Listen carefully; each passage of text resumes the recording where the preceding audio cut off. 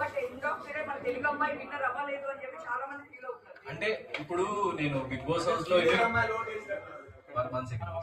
So అక్కడ mics అందించారు, live లో ఆగిపోతున్నాయి, మైక్ సౌండ్ డిస్టర్బెన్స్ వస్తుంది, మైక్స్ అందించారు. యాక్చువల్లీ మీరు అడిగిన క్వశ్చన్ నాకు అర్థమైంది. సో యాక్చువల్లీ బయట ఉండి ఇన్ని రోజులు అబ్జర్వ్ చేసి బయట ఏం జరుగుతుందో మీకే ఇంకా క్లియర్ గా తెలుసు నాకంటే. నాకు జస్ట్ కొద్ది గంటలే అయింది అసలు బయట ఏం జరుగుతుందని. సో ఇంకా కంప్లీట్ గా డైజెస్ట్ కూడా అవ్వలేదు. ఏం జరుగుతుందన్న విషయం నాకు ఇంకా క్లారిటీ కూడా కంప్లీట్ గా రాలేదు. నేను మళ్ళీ దీని మీద నేను ఇంకా క్లియర్ గా నా క్లారిటీ వచ్చినప్పుడు నేను ఇంకా మంచి ఒపీనియన్ ఇవ్వగలుగుతా. So I'm being genuine. మీకు నిజంగా నేను విన్నర్ అనిపించింది I'm very very thankful and happy. ఎందుకంటే మీ అందరూ చాలా మంది మీడియాలో వచ్చింది కానీ యూట్యూబ్ లో కానీ నేను సోషల్ మీడియానే చూస్తున్నా. ఇంకా అందరినీ కలవలేదు, ఏం జరుగుతుందన్న విషయం బయట నాకు తెలియలేదు. జస్ట్ కొద్ది గంటలే అయింది కాబట్టి నేను ఈరోజు మార్నింగే వచ్చిన, అప్పుడు ఫోన్ కూడా ఇవ్వలేదు నాకు. సో నేను విన్నర్ అని అనుకున్న వాళ్ళు, నేను విన్నర్ అవుతాను నమ్మిన వాళ్ళు, yes I'm a winner in your hearts and I'm happy. ఎందుకంటే మీరు నమ్మిండ్రు కాబట్టి. సో ఎందుకంటే at the end of the day డబ్బు కన్నా కప్పు కన్నా ప్రేక్షకులు వాళ్ళ ప్రేమే ఎక్కువ ఇంపార్టెంట్ నాకు. వాళ్ళు ఇచ్చే రెస్పెక్ట్ ఎక్కువ ఇంపార్టెంట్ నాకు. సో అది నేను గెలుచుకున్న ఏ ఎక్స్టెంట్ వరకు నాకు ఇంకా తెలియదు, మీకే తెలియాలి.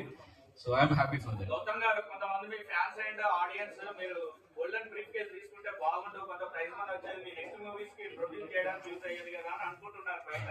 ఎందుకు తీసుకోలేదు గోల్డెన్ బ్రీఫ్ కేస్? అంటే సో వినిపిస్తుందా?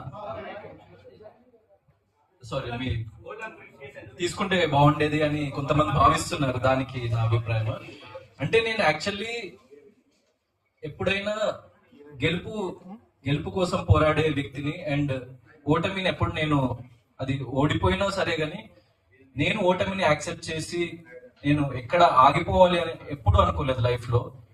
సో డబ్బు కానీ లేకపోతే ఇంకోటి మరొకటి కానీ ఏది ఆ గెలుపును కొనలేదు. అందుకే నేను గెలుస్తానేమో అన్న చిన్న నమ్మకం, ప్రేక్షకులు నన్ను గెలిపిస్తారేమో అన్న చిన్న నమ్మకం, నేను ఎంచుకున్న మార్గం మీద చిన్న నమ్మకం. సో ఒక్కడినే నిలబడి నేను ఎండ్ వరకు ఆడాలని అనుకున్నా, ఒక్కడినే నిలబడ్డా.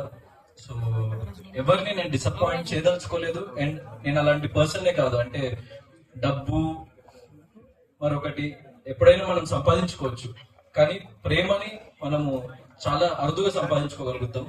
సో నేను దానికోసమే ప్రజలు నా మీద పెట్టుకున్న నమ్మకాన్ని నేను ఒమ్ము చేయొద్దని అనుకొని నేను గోల్డెన్ బ్రీఫ్ కేస్ తీసుకోలేదు. And I'm proud that I didn't take that and I'm happy. అంటే నువ్వు నిజంగా సెకండ్ వస్తావు తీసుకో అని నాకు డైరెక్ట్ గా చెప్పుకున్నా కూడా నేను తీసుకునేవాడిని కాదు. ఎందుకంటే ఓటమిని యాక్సెప్ట్ చేసే పర్సన్ నేను కాదు.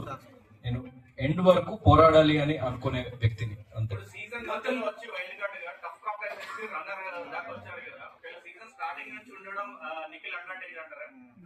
Yeah, might be. ఎందుకంటే 100%. ఎందుకంటే ఒక వైల్డ్ కార్డ్ గా వెళ్ళి టాప్ 2 లో లైక్ నాకు ఇంతకుముందు వేరే సీజన్స్ లో వచ్చారో లేదో తెలియదు. ఇంకా వచ్చారా ఎప్పుడైనా అట్లా?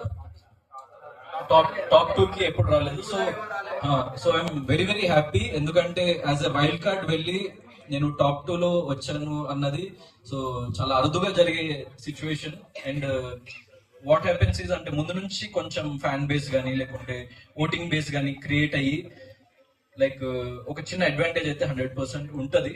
కానీ నేను వాళ్ళందరినీ కూడా క్రాస్ చేసుకొని అక్కడ వరకు వెళ్ళా కాబట్టి I'm happy for that achievement. Last week nominations లో కొంత వాడుకోవడం అట్లాంటి పదాలు నెగిటివ్ అయ్యాయి, బ్యాక్ ఫైర్ అయ్యాయి అనుకుంటున్నారు. అంటే లేదు, అంటే నేను నార్మల్ మీనింగ్ తో చెప్పింది కొంతమంది డబుల్ మీనింగ్ తో అర్థం చేసుకున్నారు. సో దానికి ఏమైంది అన్నది లైక్ నాకు ఇంకా తెలియదు. So what ever it is అంటే లైక్ మీకే తెలియాలి వాట్ హ్యాపెండ్ అవుట్ సైడ్ అన్నది. దానికి క్లారిఫికేషన్ కూడా నెక్స్ట్ డే ఇవ్వడం కూడా జరిగింది హౌస్ లో. సో ఐఎమ్ ఇంకా డైజెస్ట్ చేసుకోవాలి. ఇంకా నాకు తెలియదు ఏమేమి జరిగింది అన్న విషయాలు.